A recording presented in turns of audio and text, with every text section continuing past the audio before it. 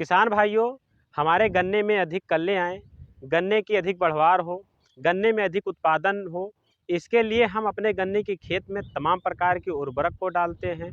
कई प्रकार के टॉनिक का स्प्रे लगाते हैं, जिससे हमारा गन्ना बहुत बढ़िया हो। लेकिन किसान भाइयों, हम समझ नहीं पाते हैं, कुछ चीज़ ऐसे होती है जो हमारी आँखों के सामने होती हैं, हमारे घरों में उपलब्ध होती हैं। अगर हम उन चीज़ों का अपने खेत में उपयोग करें, तो इससे भी हमारे गन्नों को तमाम प्रकार के सूक्ष्म तत्वों की पूर्ति हो जाती है और उत्पादन बहुत ज़्यादा होता है।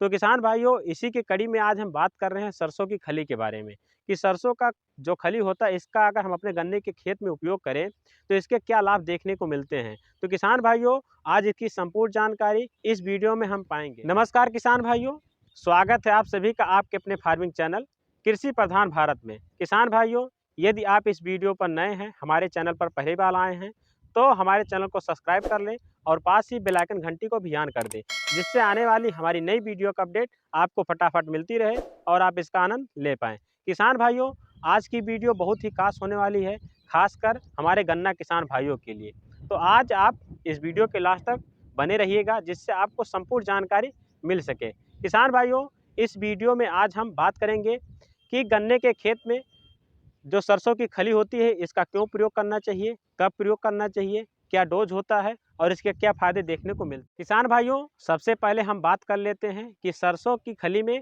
क्या क्या सूक्ष्म तत्व पाए जाते हैं, क्योंकि ये सभी का सवाल होता है कि अपने खेत में हम कोई चीज़ क्यों प्रयोग करें। तो कोई चीज़ आदमी तभी अपने खेतों में उपयोग करता है जब उसको उसके बारे में जानकारी होता है। तो किसान भाइयों, सरसों की खली में कैल्शियम, मैग्नीशियम, विटामिन, प्रोटीन और गंधक जैसे ऐसे तमाम तत्व, सूक्ष्म तत्व हमारे सरसों की खली में मिले होते हैं। तो किसान भाइयों, यदि हम अपने गन्ने की खेत में सरसों की खली का उपयोग करते हैं, तो हमारे गन्ने की खेत में इसके प्रयोग से calcium, magnesium, vitamin, protein, zinc ऐसे तमाम सूक्ष्म तत्व मिल जाते हैं।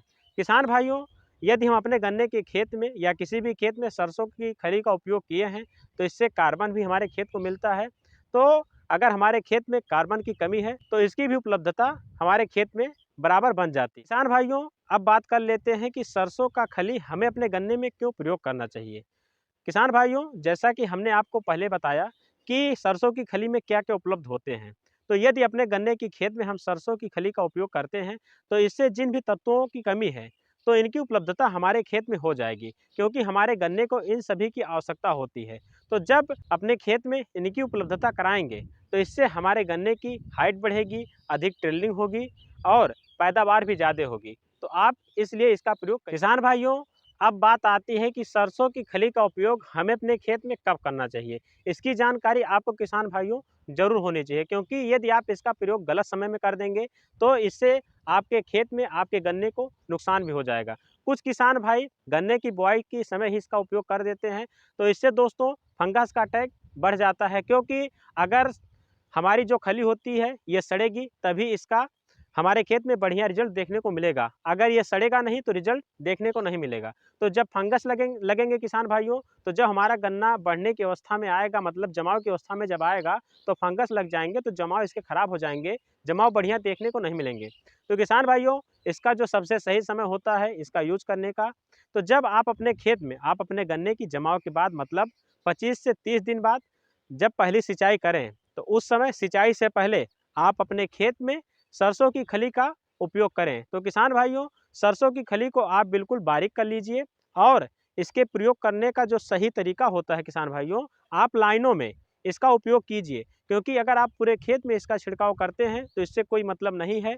जब आप लाइनों में गन्ने के पास किए रहेंगे, जब पानी से खेत का सिंचाई करेंगे, तो जो खली होगा ये गल करके 4 से 5 घंटे में पूरा गल जाएगा और गलने के बाद वो सीधे उसके जड़ों तक चला जाएगा और गन्ने इसे एब्जॉर्ब कर लेंगे।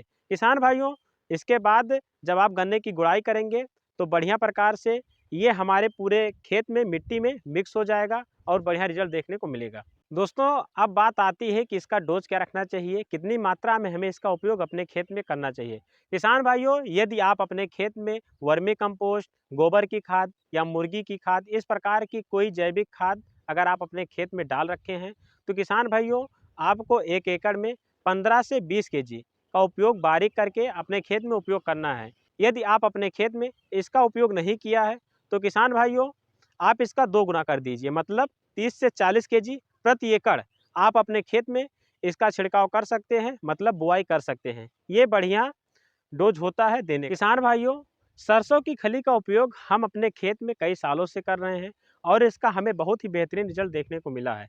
अगर आप भी गन्ने से बढ़िया उत्पादन लेना चाहते हैं, कम खर्चे में अधिक उत्पादन लेना चाहते हैं, तो किसान भाइयों आप भी खली का उपयोग जरूर करिए। तो किसान भाइयों यदि आपको ये जानकारी अच्छी लगी है तो अपने और तमाम किसान भाइयों के साथ शेयर करिए, अपने खेतों में इसका उपयोग कीजिए, वीडियो को लाइक कीजिए, चैनल को सब्सक्राइब कीजिए और यदि आपको कोई दिक्कत आ रही है तो हमें कमेंट जरूर करिए। तो किसान भाइयों फिर मिलेंगे एक नई जानकारी के साथ एक नई वीडियो में, तब तक के लिए धन्यवाद। जय जवान जय किसान।